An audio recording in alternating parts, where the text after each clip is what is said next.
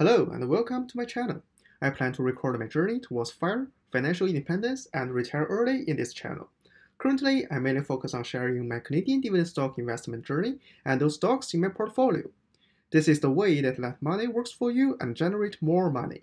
In the future, I will also add contents introducing products that saves you money. So if you are interested in these topics, hit the like button to let me know. Subscribe to my channel and turn on the notification to get the latest update. And now, let's get started. Today is April 12th, 2022. It has been 14 months since I started investing in Canadian dividend stocks. And today, I would like to show you the result of how my return changes after 1 year and 2 months, and how my return changes compares to last month's result. From the dashboard here, we can see that after 1 year and 2 months, my total account value has reached $17,700.53. That is $300 more than the account value last month. My unrealized gain has changed around $160, and my realized gains has changed around $120. The total return of my account has been increased around 0.8% since last month, and has reached a value of 8.6%.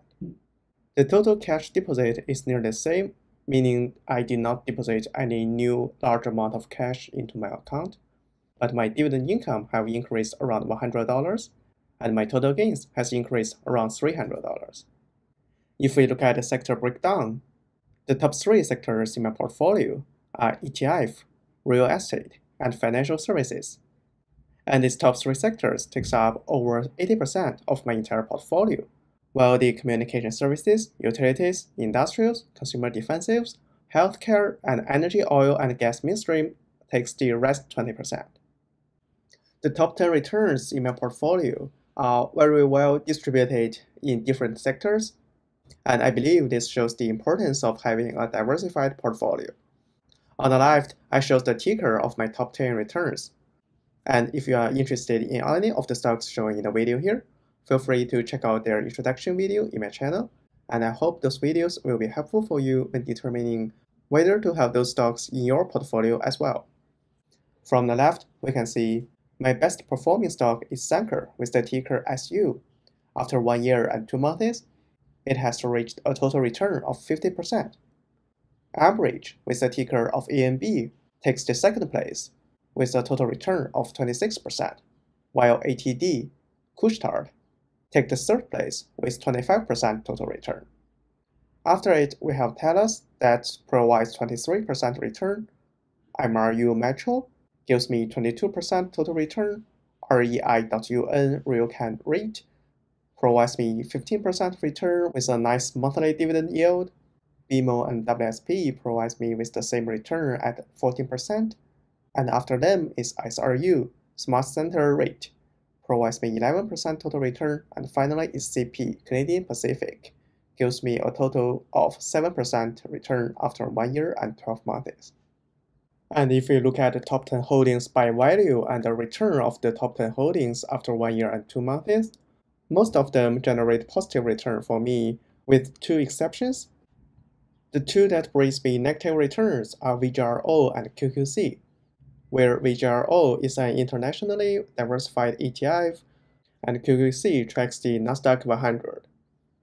Since these 2 ETFs are very well diversified, and I believe in the growth of technology, even though they are at a loss currently, I won't be too worried about them in the long term. And when we look at those top 10 holdings that brings me positive returns, 4 of my top 10 holdings are also from my top 10 returns. And then we have TD Bank, H&R Rate, CIBC, and VFV in my top 10 holdings, brings me returns from 1 to 6%. By value, VFV is my largest holding and also my favorite ETF, and it tracks the S&P 500, which are the largest 500 companies in the States. As recently the market is very volatile and the overall stock market is just going down, VFV did not bring me a really high total return so far, but I do believe in the potential of VFV in the long term, and I will keep making it my top holdings and buy more if the price of it keeps going down. And next, I will show you all my stocks in my Wealthsimple Trade TFSA account. Now we are inside my Wealthsimple Trade TFSA account. If you have never heard about Wealthsimple Trade or you are thinking about start investing but don't know which trading platform to use, feel free to check out my introduction video on Wealthsimple Trade, which is the first commission-free trading platform in Canada. And from the dashboard here, we can see today I lose around 1% of my entire portfolio, which is around $200. That is not a big deal. In the past week, it has been down around 2%, losing nearly $1,000. But in the past months, overall, my portfolio has been increased around 1%, that is over $400. And in 3 months, it has been down 1% again, around $300. And from here, where I tell it again, recently the stock market is really volatile. You could gain a lot in one day and then lose all of them in the next day. And the only thing that I think we could do is to invest in solid companies that we believe in and hold them for the long term. And in the past 1 year, my entire account has been increased around 8%, and for my all-time return is around 9%, nearly $3,000 up. And by looking at the individual stocks in my portfolio, we can see some of it brings me really good return, some of it brings me a lot of loss, and I will show you how they performed after 1 year and 2 months, so that you have a reference of how these stocks performs for over a year, and hope this data will be helpful for you to determine whether to invest in these stocks or not. First, we have Algonquin Power and Utilities, where the stock price barely changed in the past 1 year and 2 months, and have been only up for less than 1%. And then we have Aiken Group, it has been down around 12%. And next we have Alimentation Couche-Tard, one of my top performing stock, bringing around 25% increase. Bank of Montreal increased around 14%. Bank of Nova Scotia increased around 2%. CIBC increased around 3%. Canadian Pacific Railway increased around 7%. Cloud MD, which is not a dividend stock, it's a small cap penny stock which is super volatile.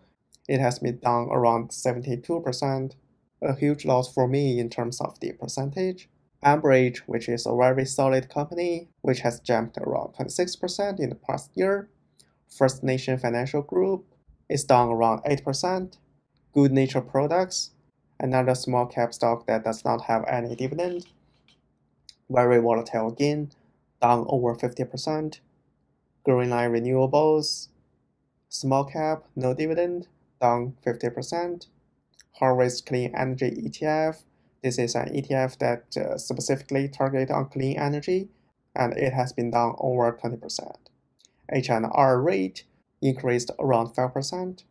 Manulife Financial increased around 4%. Metro increased over 20%, performed really good in the past year. Northwest Health Properties rate increased around 6%. PMZ rate, a new rate that has just been spun off from H&R, it has increased around 5%. QQC and QQC.F, they all track the Nasdaq 100. The only difference is QQC is unhedged and QQC.F is Canadian dollar hedged. RealCan rate increased around 15%. Smart Center rate increased around 10%. Suncor Energy performed really well in the past year, increased over 50%. And next we have Telus, jumped over 20%. Transcontinental Inc. make me lose over 20%. TD Bank increased over 6%. TFI International down around 15%. WFV, my favorite ETF, increased over 1%. VGRO, another ETF that is down around 1%. And finally, we have WSP that have increased around 14%.